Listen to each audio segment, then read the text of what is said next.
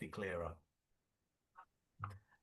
And I think I'll probably talk for 20 to 30 minutes. And after that, happy to take any questions any of you have. Let me just share my slides to start.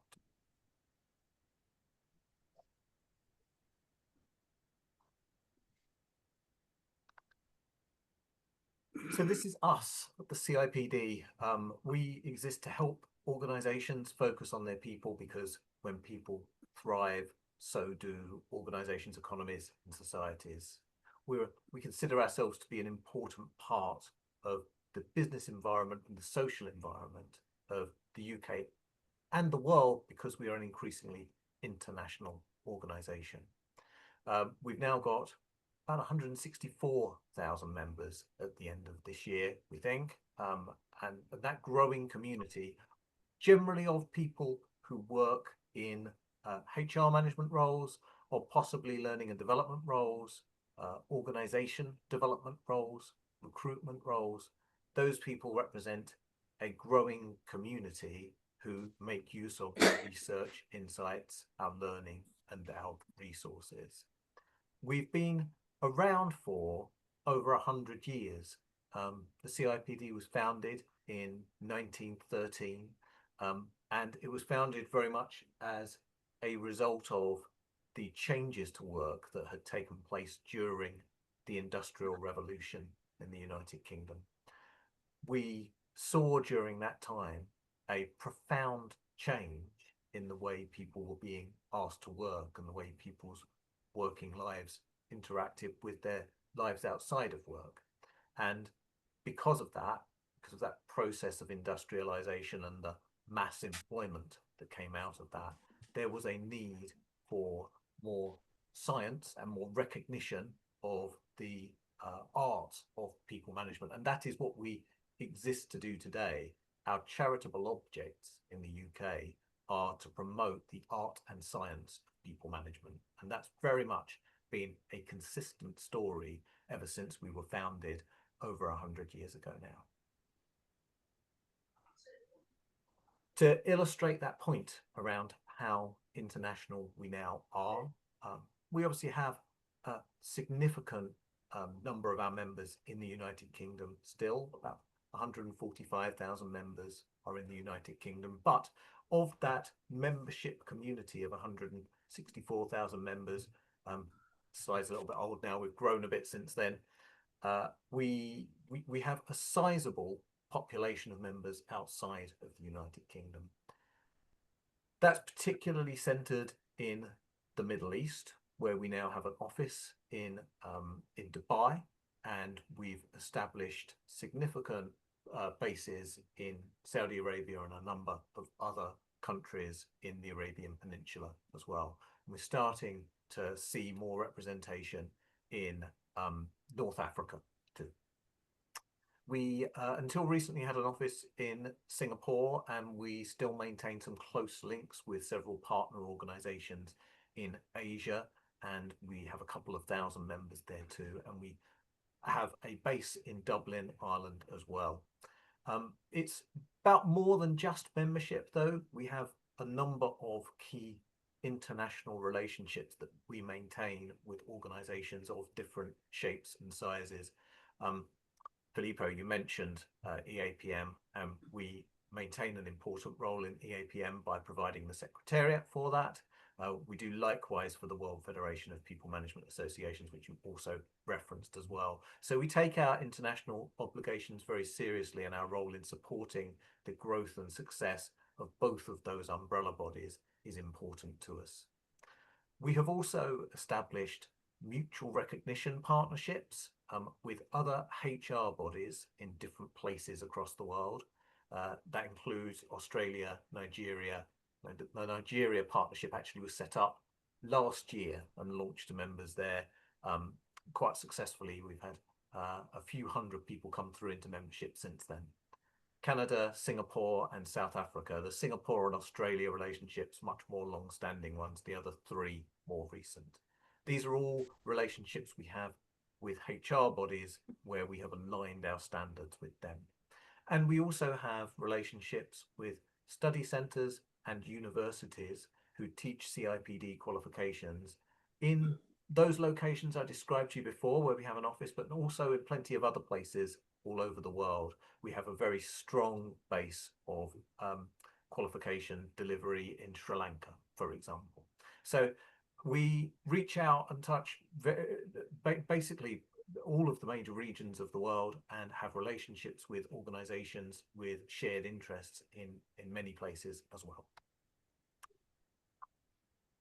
A bit about what we do to support our members, and then I will elaborate on each of these 3 points a little bit. But we see our fundamental role as being about championing professionalism, supporting day-to-day performance, and being a good career partner to our members. And championing professionalism is about setting standards for the profession, and I will talk about our standards in a second. And it's about making sure that the profession is recognized and respected where it needs to be in order to be able to have the influence it should do. So that might be about us helping our members to influence emerging employment law, or it might just be about making sure our qualifications and our membership designations are well respected in the recruitment market. Supporting day-to-day performance is about providing our members with trusted and timely resources, and I will talk a bit about our research towards the end of this presentation. And our research is the basis for all of the advice that we provide to our members, because it allows us to understand which practices are impactful and effective in the way that Filippo was outlining before, and to help people to adopt those practices in their own work in their organizations. And career partnership is about helping people to identify what skills they need to develop to be impactful people professionals, and helping them to then develop those skills through the learning and education programs that we provide. I'll say more about all of these as I continue to talk through them. At the heart of all of our work is the CIPD professional map. You're all familiar with how professional bodies work. Professional bodies will almost universally have a profession map at their core. I'm particularly proud of ours.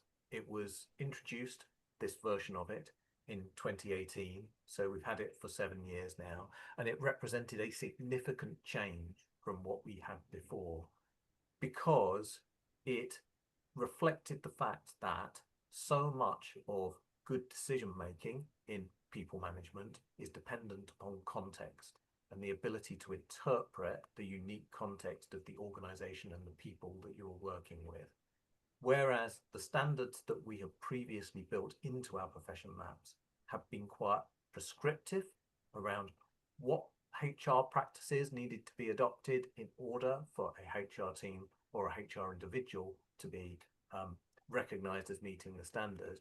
We recognize in this version that it is much more about the behaviors and the areas of knowledge that you need to be expert in order to then interpret your context into effective HR practices. It's something that we have continued to update. So whereas in the past we would develop and release a new profession map, then study the profession, and then come back to it maybe 5, 6, 7, 10 years later and produce a new version, with this profession map, we are constantly evolving it, because we live in a world where there is significant rapid change in several different ways going on all around us. We want to make sure that this map reflects that and is updated as the world of work adjusts around us and we adjust to it. And it's at the core of all of our work to accredit professionals and to support professionals. At its heart, there are 3 professional values which we think are universally important to any role in people management. The first is to be principles-led, so going beyond the rules sometimes and beyond the processes to do what's right and to understand the ethical obligations that we have as professionals supporting and working with an organization's people. The second is to be evidence-based, to use organizational data and information, to use our professional expertise and judgment to use academic research, and to use the views and experiences of our stakeholders to inform our decision making. It's only through understanding all of those things that we can reliably find our way to sound decisions. And to be outcomes driven, this is to do with ensuring that the work that any one of our members does has impact for the organization that they work for. So selecting HR practices that make a difference to the bottom line, but also to the working lives of employees. And I will talk about the working lives of employees in a bit. Below those three values, there are a set of core knowledge, core behavior, and specialist knowledge areas. We consider these to be the recipe, if you like, for what makes an effective people professional.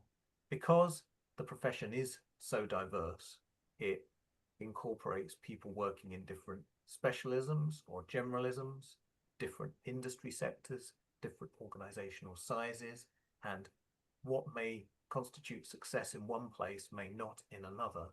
It's a combination of these things for each people professional that adds up to their greatest impact at work.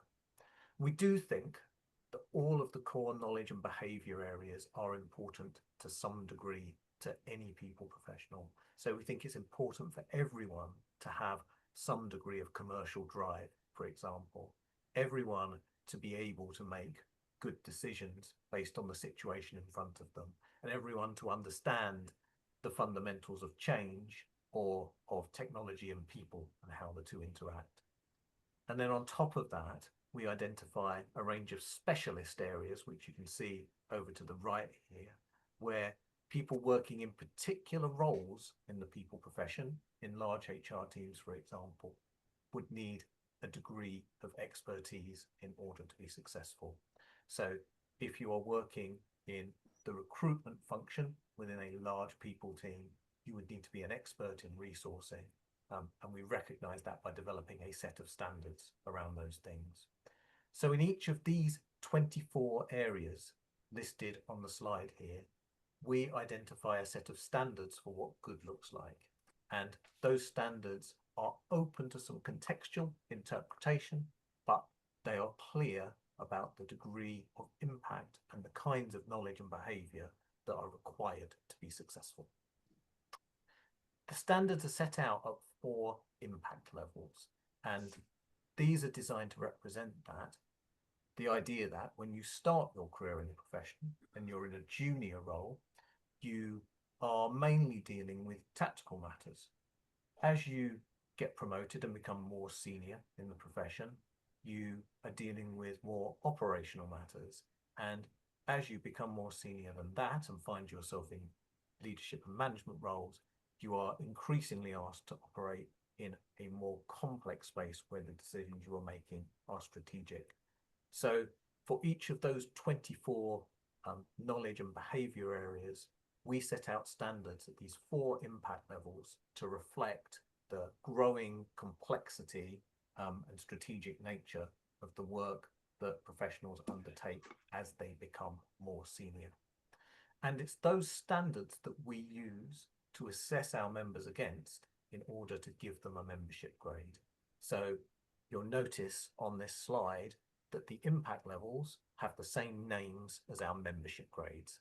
That's because someone would need to prove that they have knowledge, behavior, impact that meets the standards at the chartered member level in order to receive chartered membership from us. So anybody who holds the grade chartered MCIPD has met those strategic standards in one way or another.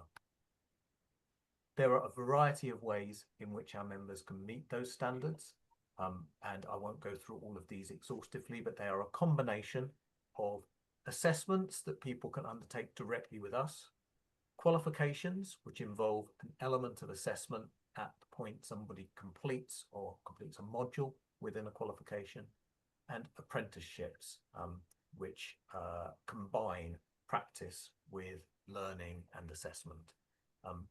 So those are the variety of ways that someone can demonstrate that they have attained the next set of standards and therefore can receive the next membership grade.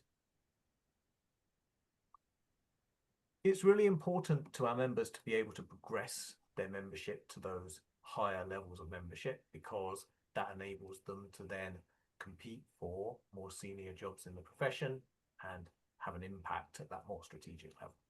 So it's important that we support our members to undertake learning that helps them to meet those standards by developing the knowledge and developing the behaviours that are set out in the profession map. We provide a range of learning courses and tools that help people to do that.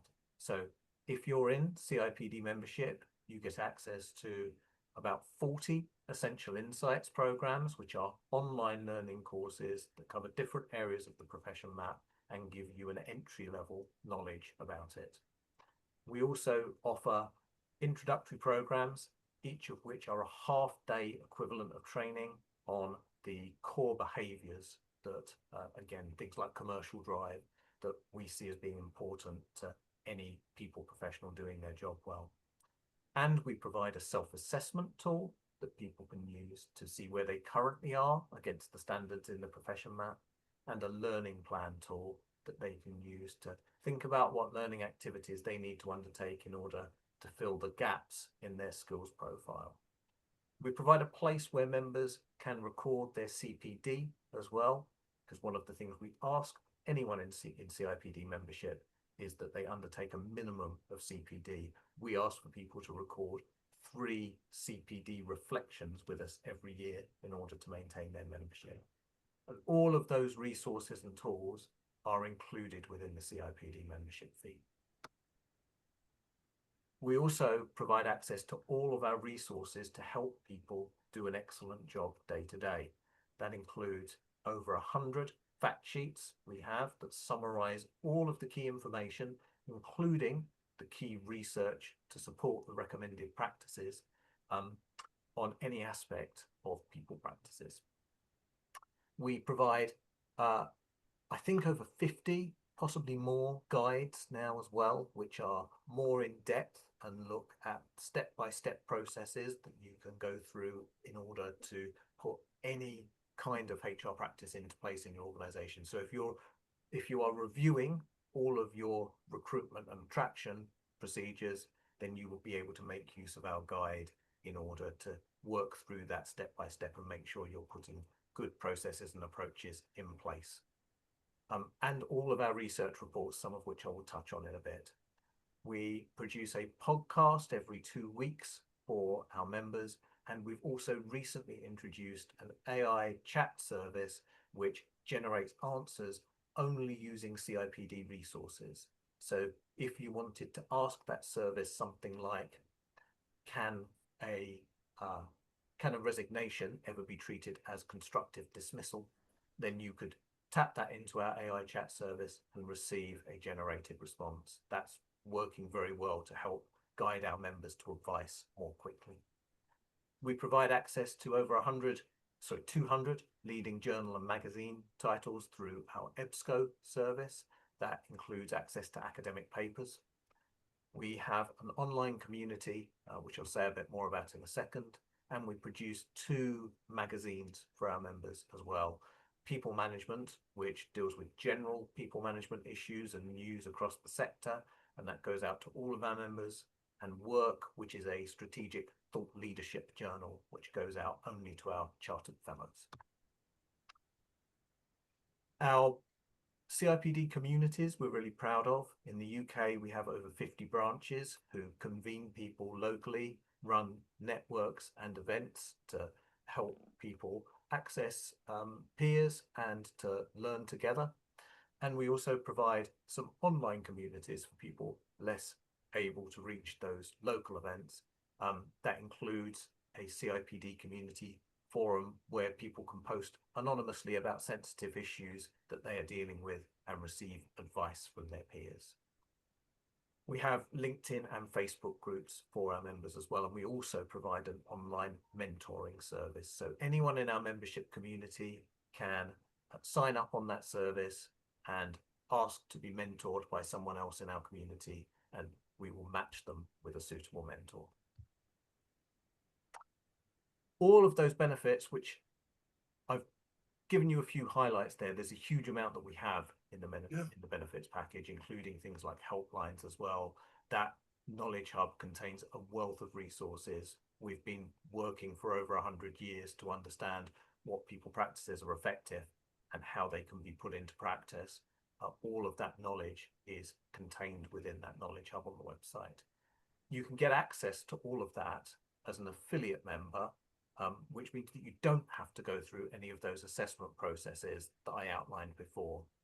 The only thing to be aware of with that is you don't get any letters after your name with that, because you haven't been assessed against our meta standard. But if gaining access to our resources is of interest to you, then you can do that through our website by signing up as an affiliate member. And I've included the link on the slides there. So if that's something any of you or people in your associations or organizations are interested in doing, you can certainly have a look into that. I'm going to touch now on some of our research, and I'm going to talk particularly about the Good Work Index. This is a benchmark of job quality that currently we carry out in the UK. I think some of the trends here will probably feel fairly familiar anyway. It's research that we do across 5,000 workers from different sectors. So it's a really authoritative piece of research about their experiences of work. And from this, we learn a lot about what people practices are and are not effective, and where we are doing well and we're doing less well. So let me take you through some of the key findings from the Good Work Index 2025, which was released 2 or 3 weeks ago, I think. Let's talk about pay first. Pay is clearly a challenging area for HR teams at the moment. The expectations of employees that their pay will move to match the cost of living around them is clearly very difficult to meet at the moment. And we have seen successive quarters in our labour market outlook, which is another important piece of research we provide, of low intent to increase pay amongst organisations, and of organisations freezing or pausing recruitment.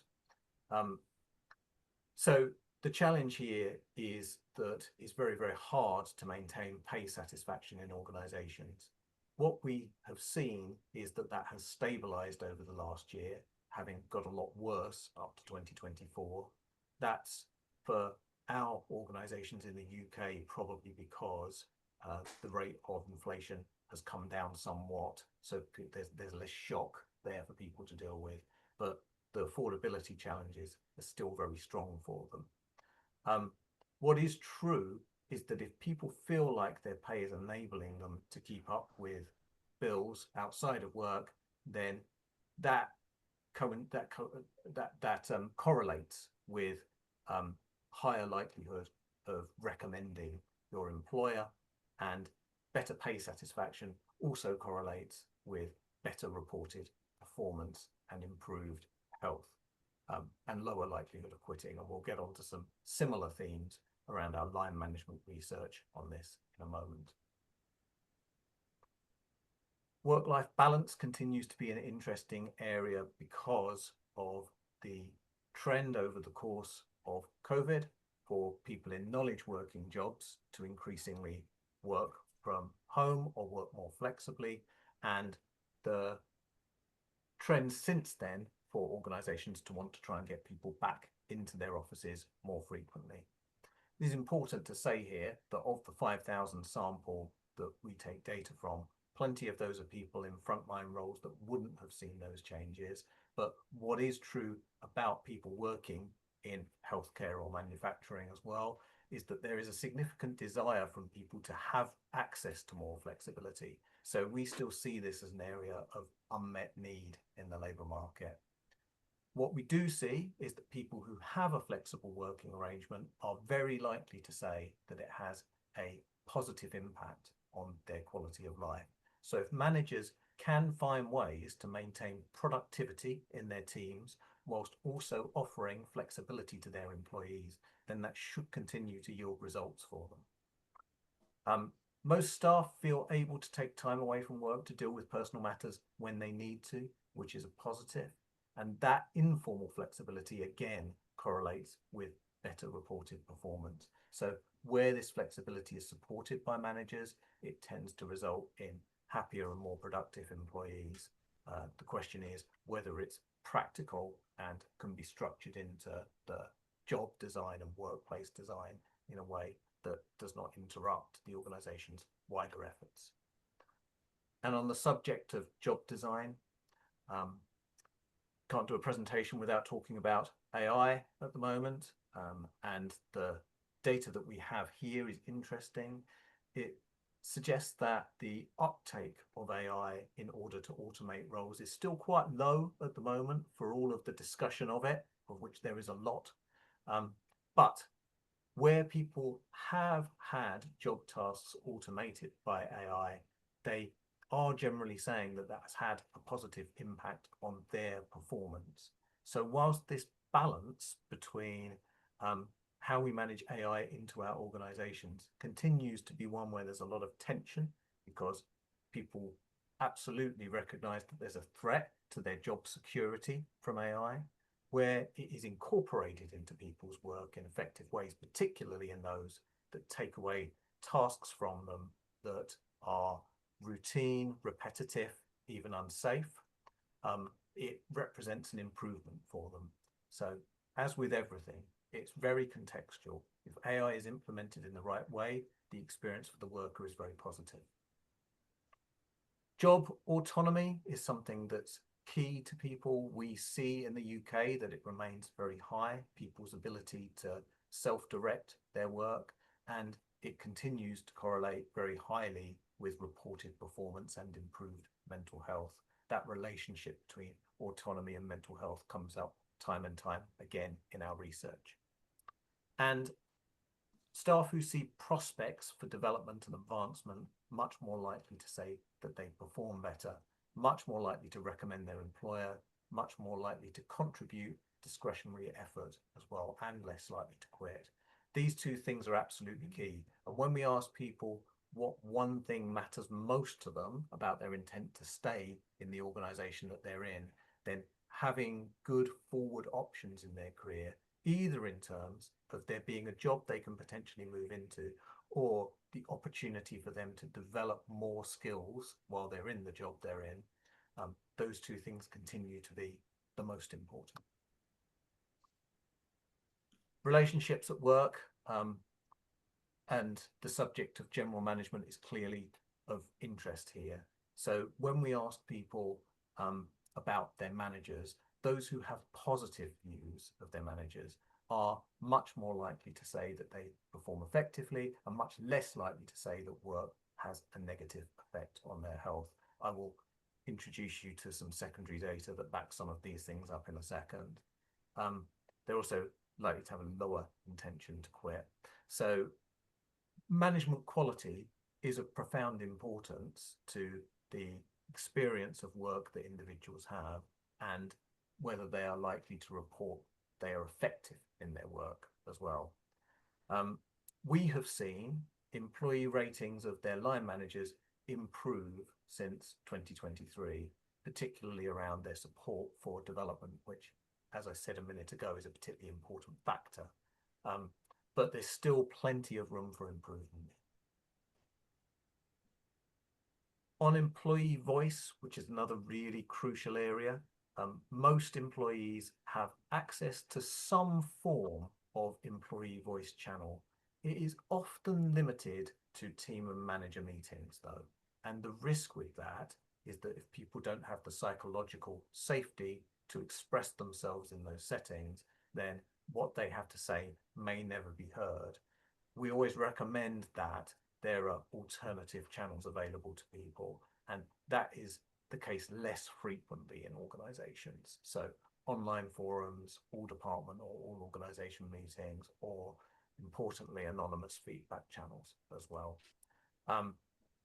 But positive is that employees do generally rate their managers more highly on their ability to listen and hear what's being said by team members now. Again, room for improvement, but something that has been moving in the right direction in our last couple of surveys. And health and well-being. Around a quarter of our respondents say that work has a negative impact on their mental health, and a similar number report the same for their physical health. That's clearly not good. The most common explanations for that are excessive workloads, and I'll say a bit more about that in a second too, stress and exhaustion. And those things correlate with poor mental and physical health, and those things are created by or relieved by quality of management, as we've said already. So another one really important for us to pay attention to, because this impacts organizations' ability to resource their operations. And in a labor market like the one that we have had in recent years, where it has been hard to find the skills you need to do the jobs you have, that's a real risk. I'm going to guide you towards, lastly, this report, which I've provided a link to in the slide here. I won't elaborate on this one. It last came out in 2023. We are looking at repeating it later in 2025, and it looks at the relationship between the quality of people management and the experience and productivity of employees. It bears out many of the same things that I have just described.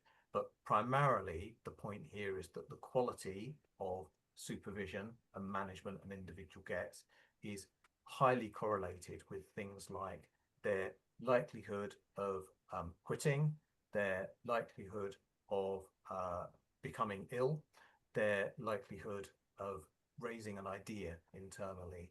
And when you consider the need for organizations, which they express all the time, to become more innovative, then the idea that you've got many people in your organization with ideas in their head about how the organization could be improved, who are currently unwilling or not supported to express that, then that is value that is not being capitalized upon by organizations at the moment. And the relationship between the organization and that value is the intermediator, and the intermediator is the people manager. If the quality of people management isn't right, then all of these metrics, which are so important to the health of the organization, get worse.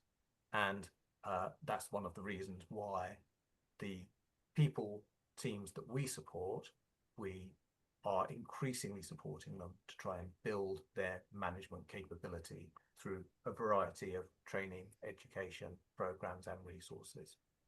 I've probably talked enough, but to come back to my key point here, the CIPD exists to try and make sure that organizations are managing their people really well.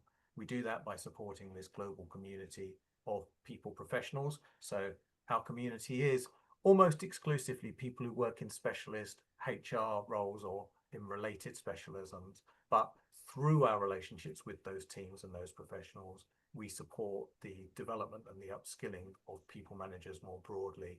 And we've recognized, because of everything I've outlined in that research that I've just been through, that their role in building effective management communities within organizations is possibly their most critical role in those organizations. And doing that well is probably the key to everything else in many ways.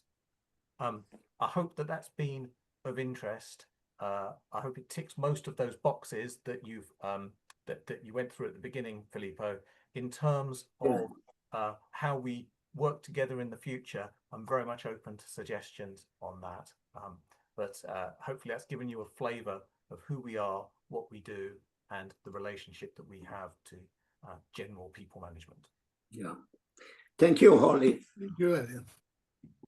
Please see if somebody has some questions. So I have a couple.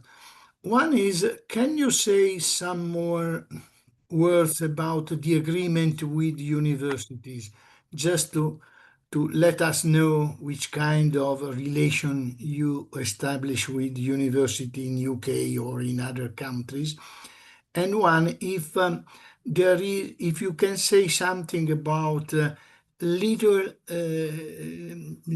small and medium size enterprise. You have some research, some survey about that, how people development is different in a small and medium-sized company?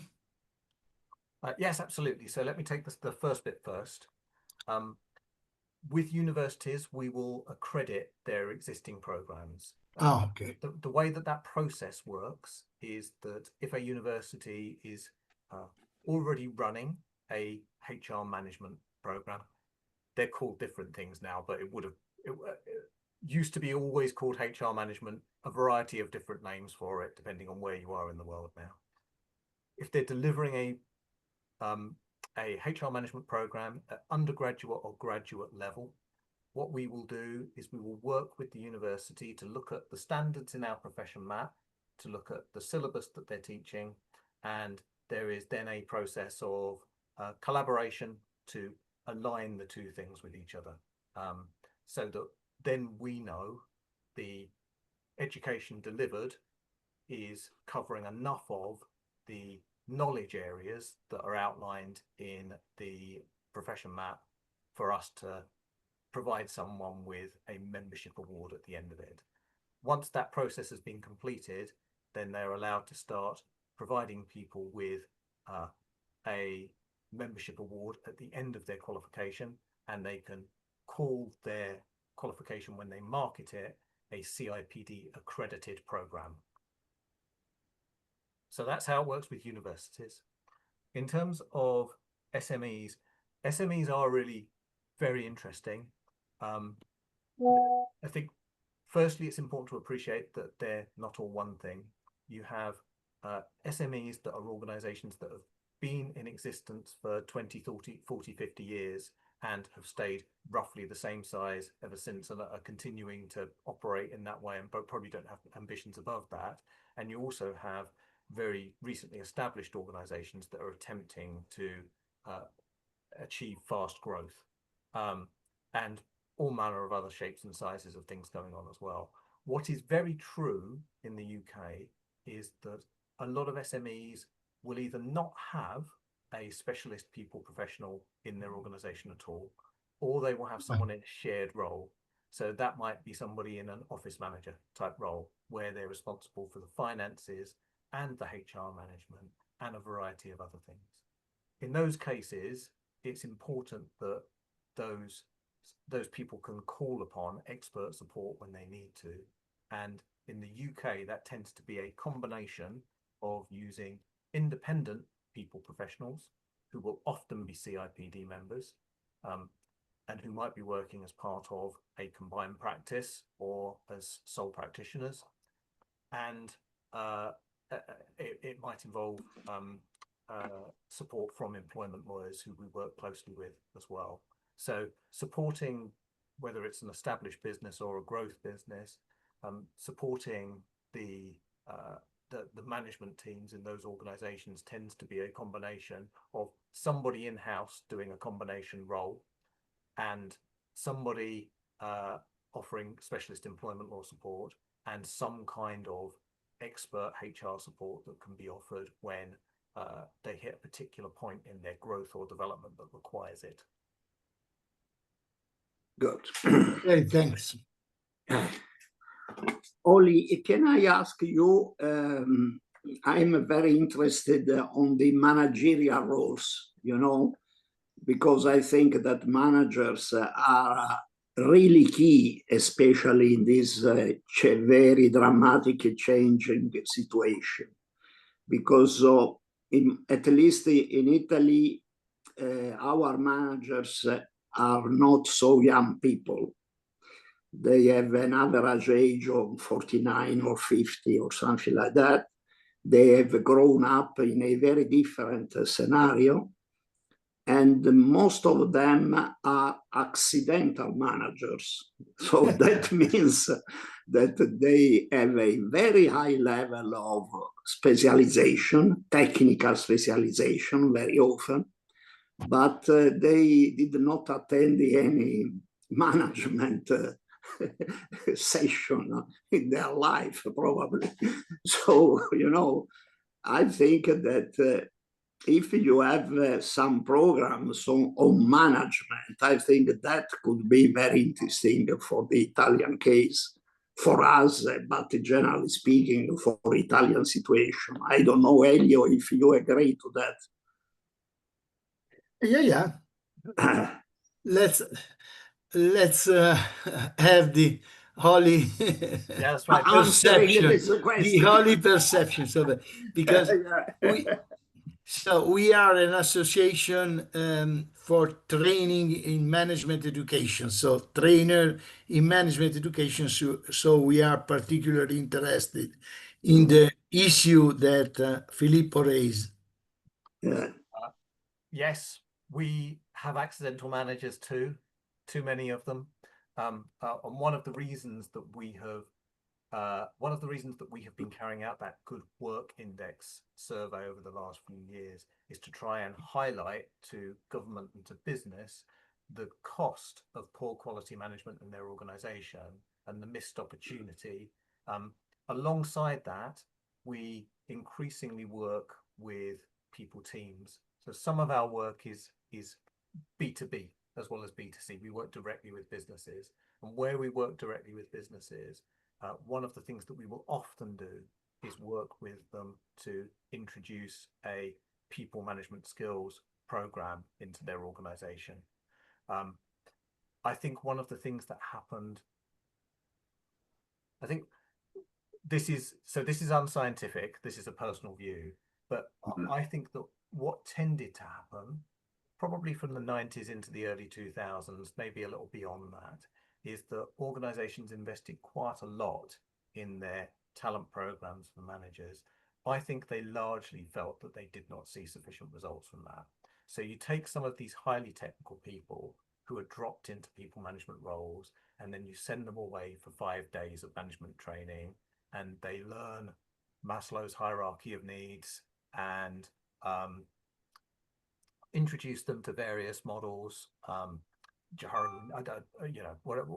of these various techniques and models that we introduce to managers, and they come back not transformed from that process.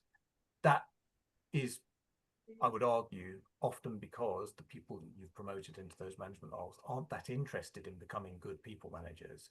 The choice that we have made in the design of our organizations is to only offer people advancement if they also take on management responsibilities. And that's an OD issue that we need to try and manage in some way. Because if you take your technical specialists who have prized technical knowledge, and then you ask them to spend more and more of their time on the management of people, then they won't do the people management well enough, and you lose access to the technical specialism that you needed in order for them to succeed in their roles. So I think there's that important choice organizations must make around who to put in people management roles and what skills to look for in doing so.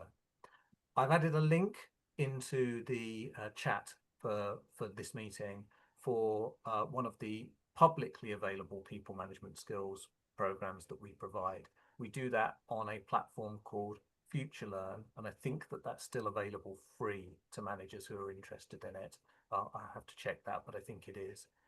So a variety of things that we do in order to try and make the people management skills training available either in organizations or out to the public. But I think it's so important that we reach a better position on who it is we elevate into people management roles and how we structure our organizations around that, which I appreciate does not solve the immediate problem, but I think that we need to be realistic about the extent to which we can turn these reluctant managers into highly competent, people-focused people. Yeah. Yes, because I think that is the key factor for their success. Being able to manage people. Yeah. Good. Somebody else? I have some. Yes, we have time for a short Please. question. Yes. Oli, thank you for your presentation. It was very clear to me. I would like to ask if you can more frame effort for trainer. As you know, I mean, okay, we are in this world of professional management and people management, and more or less we are very close, but mainly our community is a trainer community, as Elio says. So, I mean, I think that there are some specific issue for trainers, I assume, internal, external, whatever. I can share with you some of our research on learning and development trends. I don't think any of it will surprise you terribly. I think that what we are seeing increasingly is that training budgets have been significantly cut in real terms over the Sure. course of the last couple of decades, really going back as far as the financial crash. They've been frozen or cut during a series of organizational restructures. A lot of learning has been outsourced, and therefore it's harder for organizations to maintain a strategic overview of it. And I think that some of the other challenges have been around methodology, in that organizations have been able to more cheaply acquire access to online learning programs. Don't know if this is the same for you, but certainly we've seen a lot of this in the UK, and there's an over-reliance on that. Problem with that is that it's not deep or reflective enough, and therefore doesn't result in the behavior change that organizations really need to see as the product of their investment in training. So I think all of those things remain a challenge. It has been a trend in the last decade or two for less of an organization's profits or surplus, whichever way you frame it, depending on whether the organization exists to make profit or not, to be rediverted into training and upskilling of people. And that has left a bit of a deficit in terms of the value coming out of L&D programs. So I think it's those things. I think there's a further threat to that from AI, in that there will be probably a too frequent assumption made that development needs can be served by AI in a way that I think will present some of the same challenges as with the bulk online programs. Yeah. Okay. Yeah, thank you. Some other? Paolo, I think you're on mute. Yes, thank you. Two questions from me. Good morning, Oli. About the survey you talked about before, about the formal flexible working arrangement. We are seeing in Italy this kind, we call it smart working, is decreasing, clearly is decreasing from 50% during the pandemic. Now it's about 10-15%. And what about England? What is happening in your country? This is the first question. The second one is related to sorry. So I forgot the question. Please answer to this one. No problem, Paolo. Then you will. Okay. I check it out. One is enough. Okay. Yes.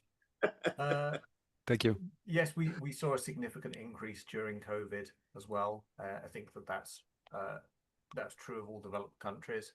And we've seen a slight decrease since. I think that the extent to which that decrease accelerates will be largely driven by the nature of the labour market. What we have had for the last 2 or 3 years is a labour market where it's generally been hard for organisations to get the skills they want. That has incentivized them towards offering more flexibility, because they're trying to access all bits of the labour market in order to fill their vacancies. Our concern is that what will happen now, we're starting to see a bit more unemployment, and we're starting to see organisations hire slightly fewer people, is that the same incentives won't be there. So I think we may see more pressure on flexible arrangements.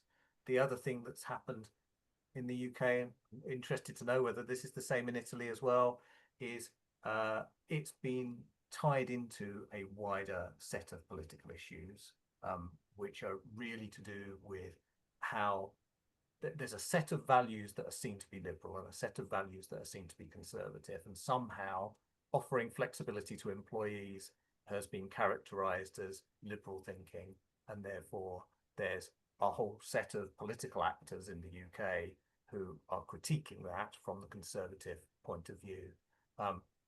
Rightly or wrongly, I think it's become a politicized issue. And that makes it even more hard to arrive at a position that's based on pragmatism and evidence, which is obviously what we try to do. Yeah. Okay. Please. Mara, you're on mute. Somebody else, or if nobody, I have another question. We have two accreditation program. One is for master program and a specialized master program in people development or organizational and people development. And one is management development program that are not master, but some kind of short program. Do you think that the your accreditation could be included, or the, let's say, the standard you have for your accreditation could be included in this accreditation program we have in Italy? So I assume, Elio, that those programs are for people managers rather than Yeah. HR managers. All of our standards at the moment are written for HR managers. So the only programs that we can align with our standards framework are those focused on HR managers. That may change in the future, and people management is an area we are increasingly interested in. But at the moment, we wouldn't have any basis to do that because we only have standards for people in HR management. HR, yeah. Okay. So, you understand me now? Only Yes, I can hear one you. question about Gen Z Yes. inside of the organization.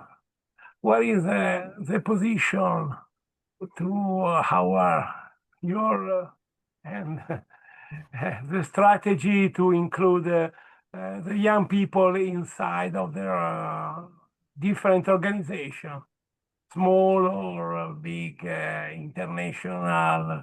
But the problem is there are not many young people in Italy in the future.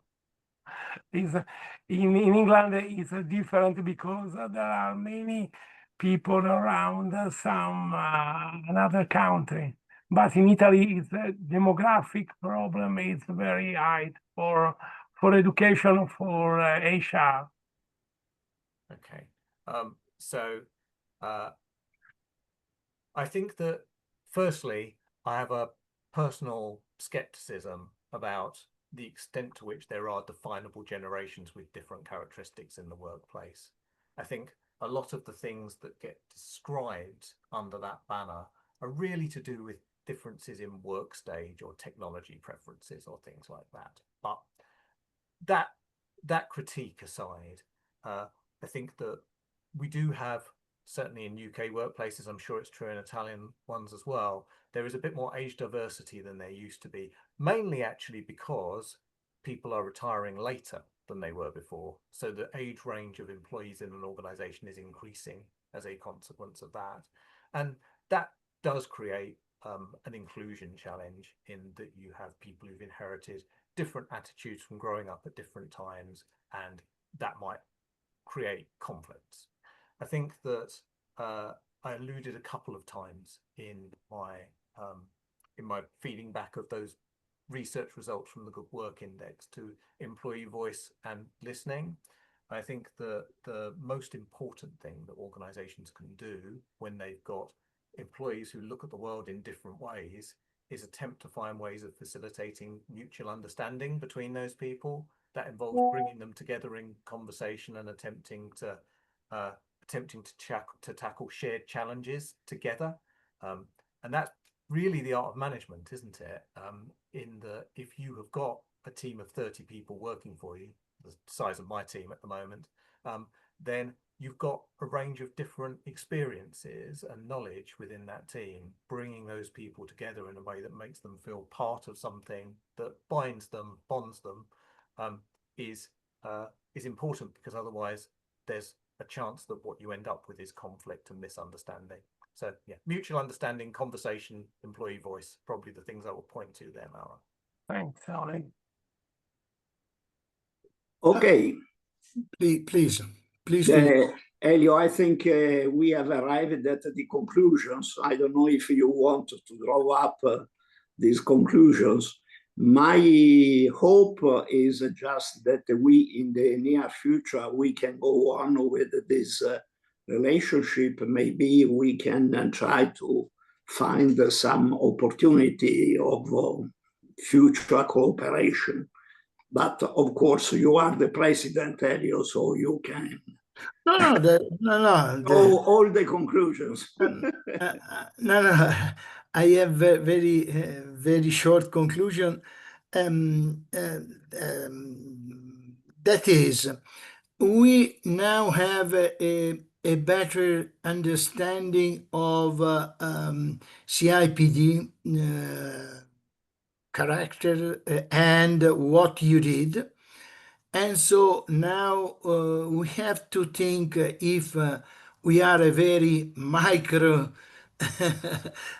association vis-a-vis your very big association. And so now we have to think if we can have benefit from, let's say, the relations that Filippo has with your organization, and so, and also if we can leverage on your, let's say, on your huge number of participants for maybe future researches, because with Filippo we did a research about the evolution of let's say manager characteristics that are, for example, must they be neutral, or they must let's say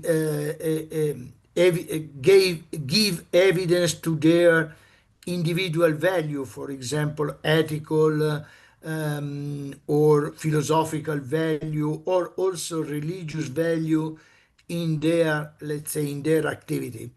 A second content was about the, let's say, the different dimension of managers, that is science, art, that means, let's say, creative thinking, out of the box thinking, and expertise or experience. Another one is how managers react to a world where sometimes we have the narrative or the, let's say, what the information are used not in the fair way. So that's how do they react in a situation where you have fake news or window dressing of, let's say, a company's activities. And so this is just to summarize some of the issue we did.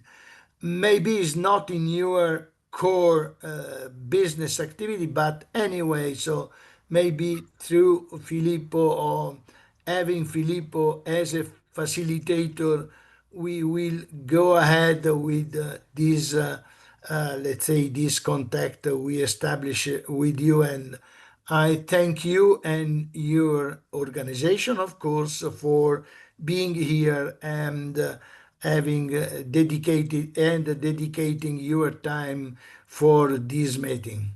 Thanks, Oli, for your presentation. Thank you for inviting me. I very much appreciate it. It's been very good to meet all of you. Okay, Oli, thank you so much, and I hope we will get in touch after summer holidays. I hope so. We will discuss internally, and I think I will come back to you and to Rebecca as well. Thank you very much. Okay. Bye to everybody. Bye-bye. Bye bye. Bye. Thanks to everybody. Bye-bye. Vai adesso. Beh,